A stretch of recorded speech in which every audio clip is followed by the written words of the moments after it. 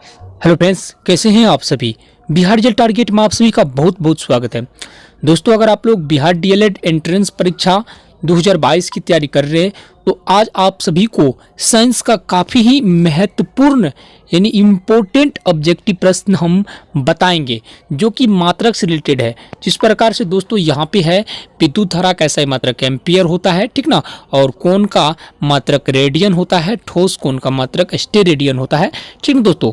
इसी प्रकार से अगर आप लोग इन सभी मात्रक को एक एक करके पूरे डिटेल से पढ़ लेते हैं और याद कर लेते हैं तो शायद आपके एग्जाम में अगर मात्रक से रिलेटेड प्रश्न आएंगे तो उसको आप लोग आसानी से बना पाइएगा और गलती करके नहीं आइएगा।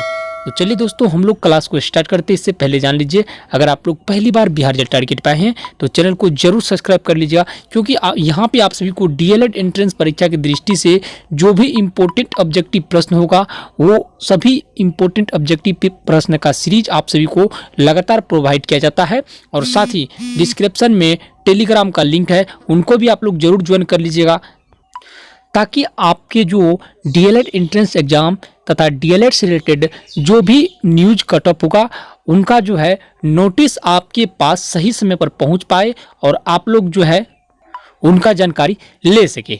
तो चलिए हम लोग क्लास में आगे बढ़ते हैं और आप सभी को बता दें कि जितने भी आप सभी को मात्रक यहाँ पे बताएंगे A to Z मात्रक जो है यहाँ पे इम्पोर्टेंट है, इसलिए आप लोग जो है सभी मात्रक वाले ऑब्जेक्टिव प्रश्न को पूरे ध्यान से पढ़ लीजिएगा। तो चलिए हम लोग क्लास को शुरू करते हैं। तो यहाँ पे है, सबसे पहला है दोस्तों विद्युत धारा का SI मात्रक। तो ये आप लोग जानते भी होंगे, ठीक ना, विद्युत धारा का SI मात्रक एम्पियर होता है, ठीक ना। इसलिए दोस्तों अब देखिए दूसरा प्रश्न है, कोण का मात्रक होता है, कोण का मात्रक, ठीक ना, तो रेडियन होता है कोण, जिसको हम लोग रेडियन सूचित करते हैं, ठीक ना दोस्तों। ये आप जो है ना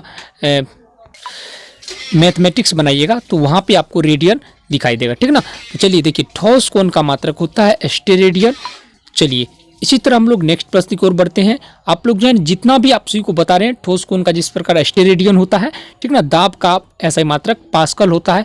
ये सभी एक एक प्रश्न को आप लोग जो है अपने माइंड में एडजस्ट कर लीजिएगा, ताकि आपके एग्जाम में इस तरह का अगर कोई भी प्रश्न आए तो आप लोग देखते ही उनका आसानी से जवाब दे पाइएगा, ठीक ना। अब देखिए नेक्स्ट प्रश्न है 5 नंबर का, जो है यह है ताप का मात्रक क्या होता है। तो ताप का मात्रक केल्विन होता है, जिसे हम लोग K से सूचित करते हैं।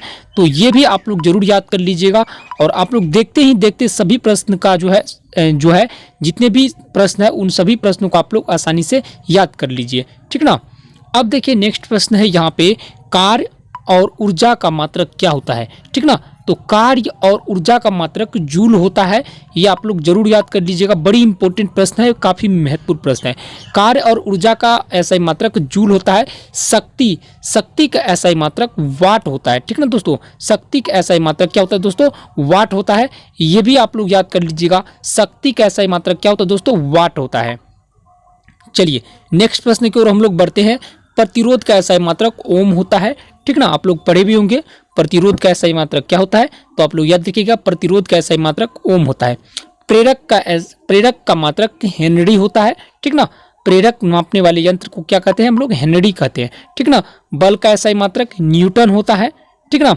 चलिए अब नेक्स्ट प्रश्न को 11 नंबर के प्रश्न को हम लोग बढ़ते हैं। आवेश का SI मात्रक क्या होता है, कूलम होता है, ठीक ना। उसी तरह नेक्स्ट प्रश्न है, आवृत्ति का SI मात्रक हर्ट्ज होता है।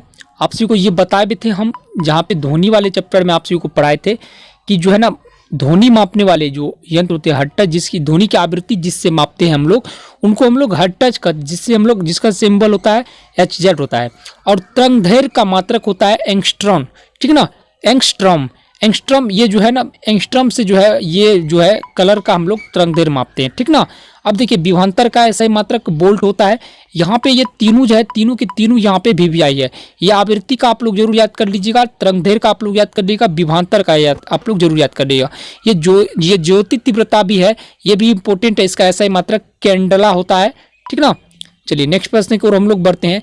देखिए ज्योति फ्लक्स का SI मात्रक क्या होता है। तो ज्योति फ्लक्स का SI मात्रक ल्यूमेन होता है। यहाँ पे इसका राइट आंसर ल्यूमेन होगा, ठीक ना। और देखिए ये जो ज्योति फ्लक्स हो गया, ये हुआ चुंबकीय फ्लक्स। चुंबकीय फ्लक्स का SI मात्रक वेबर होता है, आप लोग जरूर याद कर लीजिएगा, ठीक ना।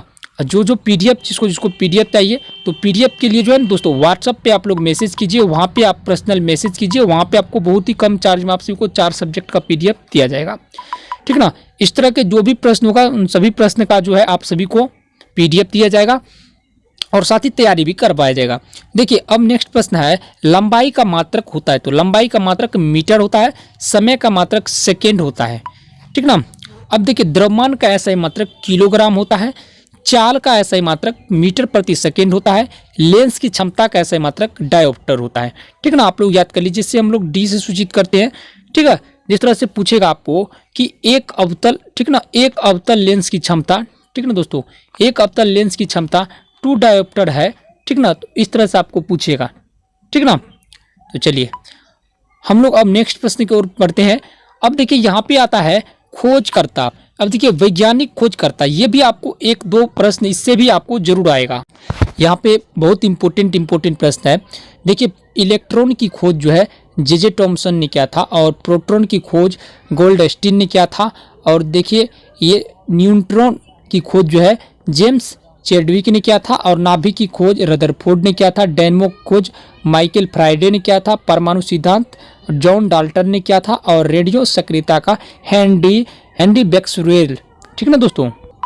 ये हेनरी जो है बेक्वेरेल जो है ये रेडियो सक्रियता, इसी के कारण जो है हम जो है दूर संचार का जो, इसी के कारण जो है हम लोग कहीं अगर दिल्ली में कोई खबर चलते हैं, संचार चलते हैं, तो हम लोग हजारों लाखों किलोमीटर दूर तक भी उन खबर को हम लोग सुन पाते हैं, ये जो है हेनरी बेक्वेरेल के कारण, ठीक ना दोस्तों। तो ये खोज से रिलेटेड प्रश्न है, ठीक ना। आप लोग अगर देखिएगा पीडीएफ में, तो A to Z जो भी इम्पोर्टेंट प्रश्न है वो सभी इसमें दिया गया है, ठीक ना दोस्तों। जितने भी आपको पूछे जाएंगे आपके एग्जाम में, ठीक ना, वो सभी प्रश्न यहाँ पे A to Z दिया हुआ है, ठीक ना दोस्तों। ये साइंस का टोटल इसमें टॉप लेवल प्रश्न इस पीडीएफ में डाला गया है। देखिए दूध के दही के रूप में जमने का कारण है, तो लैक्टो, समझ रहे दोस्तों, लैक्टोबैसिलस, ठीक ना। और वृक्षों की छालों पर उगने वाले कवकों को क्या कहते हैं, तो कार्टिकोल्स, ठीक ना दोस्तों। निम्नलिखित में कौन सी खुजली के रोग इसके बीच का कारण है, ठीक ना दोस्तों। ये सभी प्रश्न आपको आसानी से मिल जाएगा। जर के स्थान पर मूलाभास किसमें पाया जाता है, तो ब्रायोफाइट्स में। सबसे अधिक क्रोमोसोम किसमें पाए जाते हैं, तो टेरिडोफाइट्स में, ठीक ना। निम्नलिखित में कौन सा जीवित जीवाश्म है, तो साइकस। तो ये इन तमाम ऑब्जेक्टिव प्रश्न यहाँ पे आपको इस पीडीएफ में मिल जाएगा, इस साइंस का है। तो सभी टॉप लेवल का ऑब्जेक्टिव प्रश्न है, और जो सब पेड वाला है उसको बहुत जल्दी मिल भी जाएगा। तो इसलिए आप लोग रेगुलर क्लास कीजिए और आप लोग भी इनका फायदा लीजिए। धन्यवाद, मिलते हैं नेक्स्ट वीडियो में, तब तक के लिए जय हिंद।